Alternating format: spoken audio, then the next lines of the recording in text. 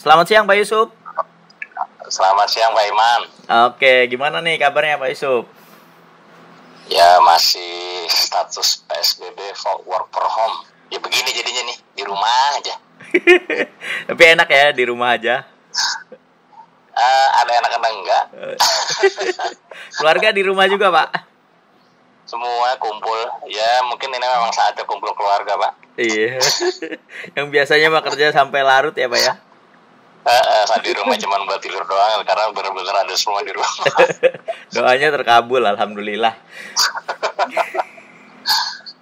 Ya, Pak Yusuf ini saya kenalin dulu ya. Pak Yusuf ini adalah kepala jurusan dari teknik kendaraan ringan atau otomotif yang biasa yang disebut itu mekanik otomotif ya atau MO. Nah, kita mau nanya-nanya nih guys untuk Pak Yusuf nih selaku kepala jurusan otomotif atau TKR ya. Yang lebih familiar sekarang sebutannya sebenarnya TKR atau MO sih Pak sekarang? Jadi sebenarnya dulu tuh otomotif Pak.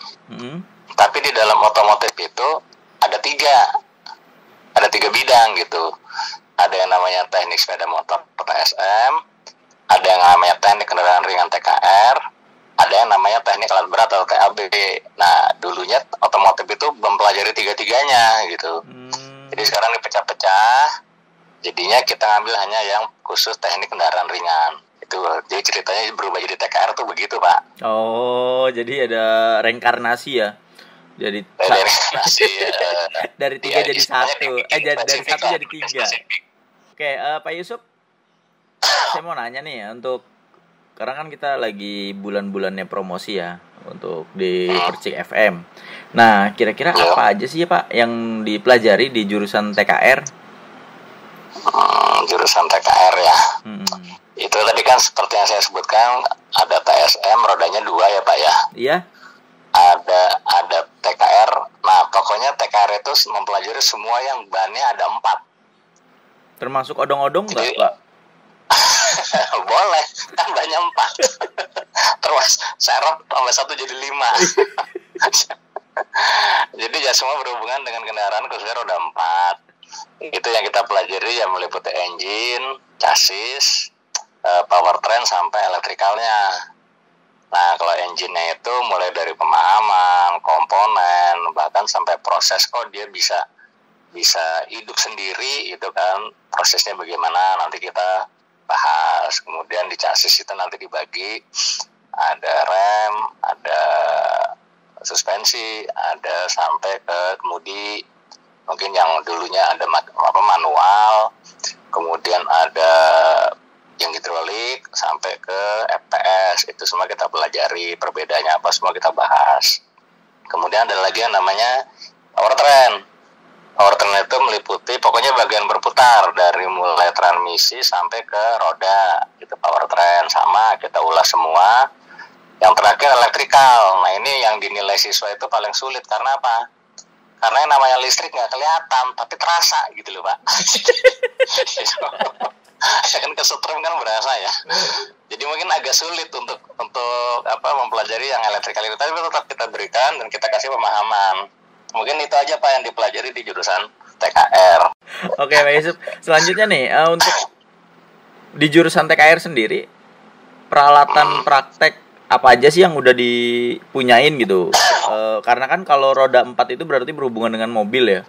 Nah kira-kira anak itu praktek langsung menggunakan mobil atau hanya blok-blok mesin aja gitu Pak? Jadi pertama memang pengenalan komponen itu pasti di mesin yang sudah lepas dari mobil.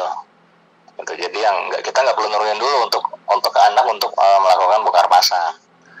Nah, ada juga yang nantinya mungkin di kelas 3 pada saat overhaul engine itu total semuanya dari mesin utuh, pretelin, pasang lagi. Bahkan mungkin ada yang diturunkan dari mobil. Nah, untuk menurunkan dari mobil kita ada alat yang namanya kren. Jadi nggak usah digotong-gotong lagi, tinggal dipompa-pompa aja, nanti mesinnya naik sendiri. Nah itu salah satunya. Nah sekarang juga mungkin yang namanya dongkrak di bengkel udah jarang dipakai dongkrak ya. Sekarang ada yang namanya car lift. Nah kita juga punya 3 unit car lift Yang tupos itu penggunanya biasanya buat perawatan berkala, servis biasa gitu, 10.000, 20.000, 30.000, 40.000. Kemudian buat perbaikan rem, suspensi, kemudian pokoknya yang membutuhkan mobil itu rodanya gantung, nggak napak, itu pakainya tupos. Kita ada 3 unit. Nah, kemudian ada yang namanya four-post lift. Nah, ini memang masing-masing lift punya penggunaan perbedaan penggunaan masing-masing. Nah, kalau four-post lift itu gunanya untuk mobil yang napak, dan itu biasa dikhususkan, sebenarnya bisa juga buat pengerjaan ganti kopling gitu, ada bisa juga, karena kan kita harus kerja di kolong, jadi gimana cara mobilnya bisa dinaikin dulu kan. Iya, Pak. Kan kalau misalkan pakai dongkrak kan ruang geraknya terbatas di kolong. Ya, nah, yang ada nanti kan mekanika tidur, harus tiduran. Nah, kalau tiduran ya tidur, nggak ngerjain ya, Pak. Nggak jadi. Nah, makanya di sini ada termasuk alat spuring, balancing, termasuk kalau mau ganti ban sendiri, bannya juga ada, kita punya alat yang namanya tire changer. Nah, itu untuk di peralatan chassis. Nah, untuk peralatan kelistrikan kita udah punya 4 unit scanner, bahkan update sampai untuk yang mobil keluaran terakhir masih update gitu ya. Nah, mungkin ada juga yang namanya recycle buat mengisi AC. Jadi freon itu tidak dilepas ke udara. Karena apa? Karena akan merusak lingkungan, merusak ozon. Nah, jadi ada alatnya, freon yang di mobil ditarik, daur ulang, dibersihkan, dipakai lagi. Itu kita ada alatnya. Dan mungkin ya saya juga lupa apa aja gitu ya. Jadi mungkin nggak bisa disebutkan. Kalau memang minat, datang aja, nanti saya tunjukin deh gitu. Keren banget ya, Pak, udah punya dongkrak otomatis ya saya nyebutnya nih. Dongkrak otomatis sebenarnya sih dia tupos. Kalau dongkrak itu kan, kalau dongkrak yang terangkat kan cuma sebagian, mungkin 1 roda atau 2 roda ini ya.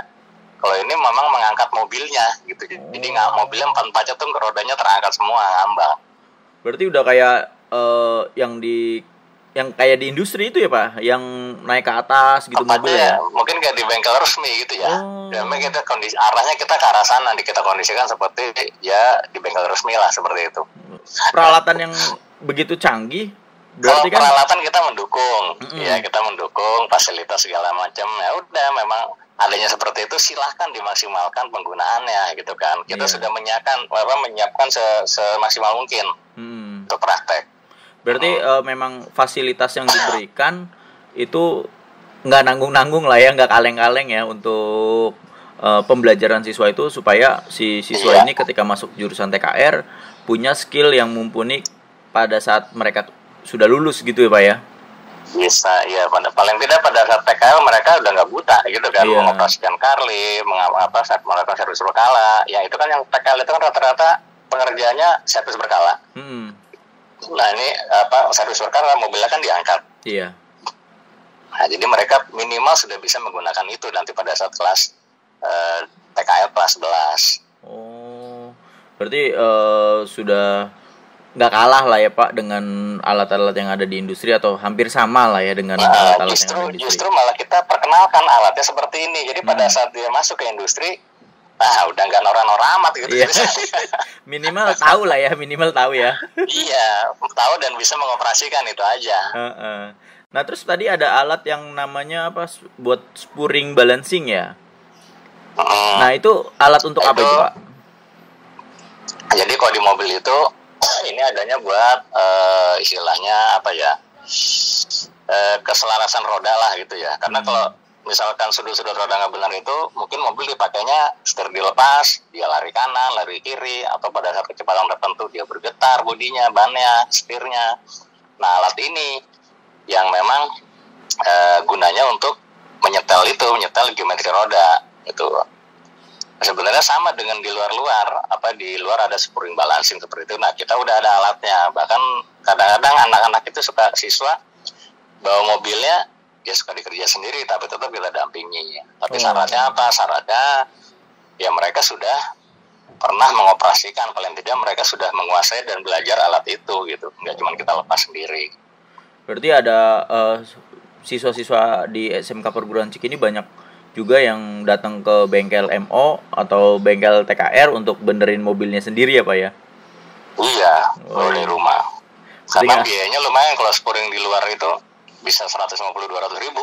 Wih, berarti kalau masuk Iya. jurusan TKR banyak keuntungannya ya Pak ya? Iya, bisa pakai, makanya fasilitas dipakai silahkan gitu. Heeh. Asal yang penting sudah menguasai. Siap, oke mantap. Terus tadi ada peralatan yang buat AC ya, buat membersihkan AC. Nah itu juga salah satu terobosan menurut saya. Kalau daripada dibuang terus mencemari ozon atau lingkungan udara kita, lebih baik didaur ulang ya. Memang keren begitu. juga itu. Kebetulan alatnya ada di sekolah. Hmm? Ya memang kenapa alat itu diciptakan, karena ya itu tadi, biasanya kalau bengkel-bengkel AC itu kan pada saat perbaikan AC pipanya lepas, freonnya kebuang. Iya. Nah jelas itu kan merusak lingkungan. Hmm. Nah alat itu gunanya itu tadi, pada saat sebelum dilepas selangnya kita tarik dulu freonnya Hmm. masuk ke dalam mesin tadi. Memang freonnya itu freon bercampur yang sudah mungkin kotor gitu ya. Iya. Nah di dalam mesin itu dia akan proses sendiri, akan mendaur ulang, jadi bersih lagi, yang kotorannya dipisahkan, oli bekas dipisahkan, akhirnya dapat freon murni.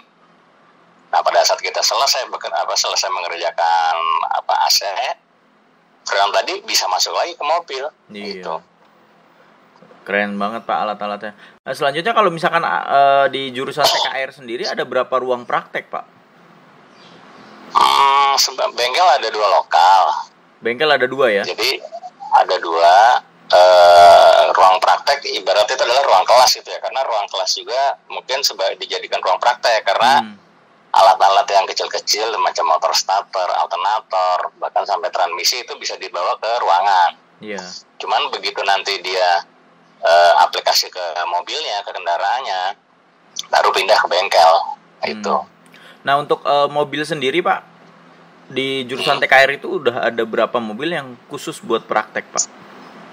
Unit mobil itu ada 4. Ada 4? 5. Ada 5 Pak? Ada 5. Iya, ada R3, Brio, Proton, kemudian apa Xenia, satu lagi Kijang.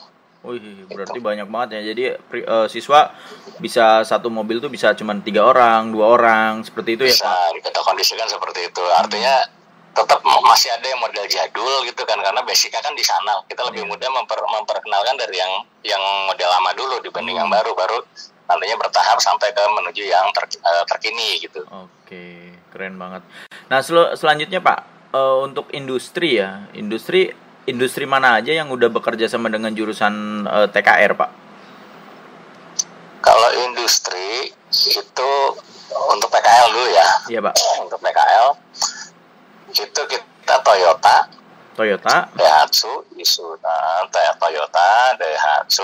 Isuzu, Nissan yang diesel ya, Nissan mobil ya, kemudian Nissan diesel tuh yang truk itu ya. Kemudian Hino, truk juga. Dan sebenarnya kok TKR ke truk nih nggak nyalahin ya, sebenarnya di sini juga yang dipelajari, kita nggak mempelajari truknya, tapi kita mempelajari engine-nya, karena berapapun jumlah silindernya tetap engine-nya sama. Gitu kan, bedanya hanya di jumlah silinder saja, jumlah piston. Nah itu yang tidak sampai ke sistem hidroliknya, sistem pneumatiknya nggak nyampe. Paling kita seputar engine-nya aja. Nggak gitu. Nyampe ke alat berat gitu Pak ya? Nggak nyampe ke alat-alat beratnya ya, sampai rem-rem juga enggak. Jadi kita memang lebih anak-anak itu PKL-nya tuh dikhusus ke engine-nya. Ya, berarti lebih ke mesinnya ya Pak ya? Ke mesinnya, betul, kontrak gitu. Tapi kalau misalkan kayak Toyota, Daihatsu ya mereka satu unit ya, kadang dapat jawabnya servis berkala, kadang rem, kadang OH gitu kan ya, tergantung dari sana mekaniknya nyuruhnya apa gitu. Oke, mantap. Nah itu tempatnya juga paling jauh itu di daerah Kranji Bekasi berarti ya Pak? Kranji Bekasi itu ada Suzuki di sana dan Daihatsu. Oke. Di Kranji, yang paling kayak di Priok. Dan ada juga bengkel-bengkel yang istilahnya punya pribadi lah, owner gitu ya. Iya. Itu. Oke, berarti banyak banget ya industri yang udah bekerja sama dengan jurusan TKR ya, Pak? Ya banyak, lumayan banyak, karena ya kita juga untuk nyari tempat PKL juga nggak susah. Karena apa? Karena mereka selesai satu siswa ini udah selesai masa PKL, itu minta lagi kadang-kadang. Oh, berarti sudah Jadi kita juga sudah banyak yang meminta sudah industri di program, benar. Ya mungkin nggak tahu juga apa karena performa dari anak-anak kita lumayan bagus gitu ya, sehingga mereka minta lagi gitu. Oke. Untuk lulusan, Pak, lulusannya kira-kira kalau untuk pengen bekerja nih, kira-kira di mana, Pak? Kalau lulusan itu banyak sih ya, yang istilahnya yang bisa gitu kan, sesuai dengan jurusan otomotif. Nah, artinya di semua jaringan otomotif nggak terbatas pada mekanik, bisa operator, bisa di bagian warehouse spare part, bisa, pokoknya di semua jurusan otomotif. Nah, ada juga kemarin yang rekrutmen ke sekolah, langsung dia kalau nggak salah ujinya rekrutmennya dari sekolah, jadi hanya untuk anak siswa ini, itu yang dari Jepang dan dari Denso. Berarti anak TKR ini bisa langsung magang di Jepang ya ketika sudah lulus atau bekerja di Jepang? Iya, tapi bisa tetap ada seleksi, kan tetap ada ya Pak? Iya, pasti ada seleksi. Nah itu, jadi ya tetap aja juga lihat dari prestasi dan skill anaknya gitu. Nah tadi yang saya bilang perusahaan otomotif itu nggak mesti Toyota, Daihatsu, Mitsubishi apa, nah kayak Denso, GS Battery, Yuasa, ya pendukung-pendukung kayak gini juga mereka kan juga termasuknya supplier buat otomotif. Nah bisa juga mereka kerja di situ gitu. Oke, berarti keren banget ya satu jurusan ini yang bisa berangkat ke Jepang atau bisa bekerja di Jepang ya, Pak. Itu kira-kira sudah berapa? Sih ada, Pak. Tiap tahun sih ada, cuman jumlahnya saya kurang paham berapa gitu ya. Tiap tahun ada yang berangkat dari otomotif. Nggak itu 3 atau 4 orang gitu ya. Nah berarti kalau misalkan kamu mau berangkat ke Jepang atau belajar di Jepang atau bekerja untuk bekerja di Jepang, bisa langsung masuk jurusan TKR ya, Pak ya? Salah satunya bisa. Oke. Enak loh Pak di Jepang itu loh Pak. Di Jepang itu kebetulan saya punya murid 3 tahun lalu. Itu dia dulu tuh berangkatnya telat setahun. Karena apa? Karena usianya kurang. Jadi dia usia minimal berapa berarti Pak? Usia kalau nggak salah ke Jepang tuh 17 ya. 17. Tapi usia dia tuh kurang. Jadi waktu sekolah mungkin dia masuknya kecepatan gitu. Iya. Akhirnya dia ketunda setahun. Akhirnya berangkat juga dengan yang tahun lulus berikutnya gitu. Iya. Nah itu tepat dia cerita testimoni cerita sih ke saya gitu. Lumayan gajinya. Itu gajinya tuh di sana tuh 28 juta. Sebulan itu Pak? Sebulan. Iya. 28 juta. Biasanya juga kaget dengernya. Dia 3 tahun kontrak di sana. 3 tahun kontrak di sana. Harusnya dia tahun ini pulang. Tapi ternyata ya mungkin kerjanya bagus atau gimana, dia pertahankan di kontrak setahun lagi di sana. Nah gitu. Itu berarti karena dari siswanya sendiri yang mau belajar dan mau bekerja ya Pak ya? Betul, iya, makanya ya seperti itu. Kalau memang punya niat arah ke sana ya udah dipersiapkan dari, jangan nunggu-nunggu, dari kelas 1 dipersiapkan gitu. Berarti minimalnya kalau masuk jurusan TKR itu bisa minimal adalah mengantongi tiket untuk ke Jepang gitu ya Pak ya? Betul, itu dulu aja. Karena tiap tahun ada rekrutmen pasti dari JIE ke sekolah ke Cikini. Mantap ini. Nah untuk selanjutnya nih Pak Yusuf, prestasi. Kira-kira prestasi yang ada di jurusan TKR itu apa aja ya Pak? Boleh diceritain Pak? Kalau prestasi, kita 3 tahun ini, jadi suka Daihatsu itu kadang ada, ini untuk kalangan SMK aja Pak ya, iya, Daihatsu Pak. Itu Daihatsu ada namanya Daihatsu Skill Contest. Ini udah 3 tahun kita alhamdulillah dapat juara.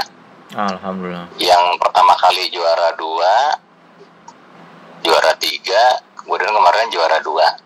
Jadi itu lomba antar SMK yang kebetulan sih itu regional Jakarta dan Jawa Barat. DKI dan Jawa Barat. Nah itu ya, DKI, Jawa Barat, Banten, 3 wilayah. 3 provinsi itu ya. Yang mewakili dari SMK Cikini udah 2 tahun ini. Itu. Berarti jadi kalau di hasil kontes itu yang dilombakan guru dan murid dua-duanya. Berarti selain murid atau siswanya keren-keren, bisa juara-juara di lomba Daihatsu Skill Contest, juga guru-gurunya juga punya kemampuan yang mumpuni ya, karena Pak, memang ya? yang diadu emang gurunya sama gurunya, muridnya sama muridnya. Mantap ini. Berarti skill gurunya lebih juga tinggi di ya? ada UNJ Skill Contest, SMK juga se-Jabodetabek kita juara 3. Kemudian kalau LKS tahun lalu kita masuk ke wilayah DKI. Udah masuk ke provinsi ya, Pak? Provinsi, betul. Mantap. Nah, untuk selanjutnya nih, Pak, pertanyaan terakhir ya. Pertanyaan terakhirnya adalah silahkan saya kasih waktu Bapak untuk promosikan jurusan Bapak nih, supaya siswa-siswa yang baru pengen masuk Cikini bisa tertarik di jurusan MO. Atau tadi kan pasti udah tertarik karena sudah mendengar banyak cerita, banyak prestasi, terus lulusannya juga udah banyak yang bekerja di Jepang. Nah, tapi silakan untuk Bapak promosi jurusan TKR, Pak. Oke, ya, makasih Pak Iman ya. Jadi ini kan kalau misalkan paling tidak coba masuk dulu aja ke dalam SMK Cikini, ya, ibaratnya studi banding. Kemudian di sana banyak jurusan. Nah, ini karena promosinya lagi otomotif, ini lagi TKR ya. Udah, silakan masuk ke TKR, ajak orang tuanya. Nah, di sana bandingkan di Cikini bagaimana. Nah, itu. Nah, nanti kita gurunya, kalau fasilitas silakan dilihat sendiri. Ya, gitu. Paling enggak kan harus dibuktikan, Pak. Enggak cuman bisa melewati omongan gitu ya. Makanya datang, buktikan ada apa saja. Nanti kami sebagai guru siap mendampingi kalian untuk belajar. Pokoknya apa aja yang kalian mau, pengen tahu, ingin tahu, silahkan. Maksimalkan alat yang ada, gunakan. Karena apa? Karena ya sekarang kalau namanya penyanyi, taunya dia nyanyi bagus itu ya dari nyanyi, dari suara.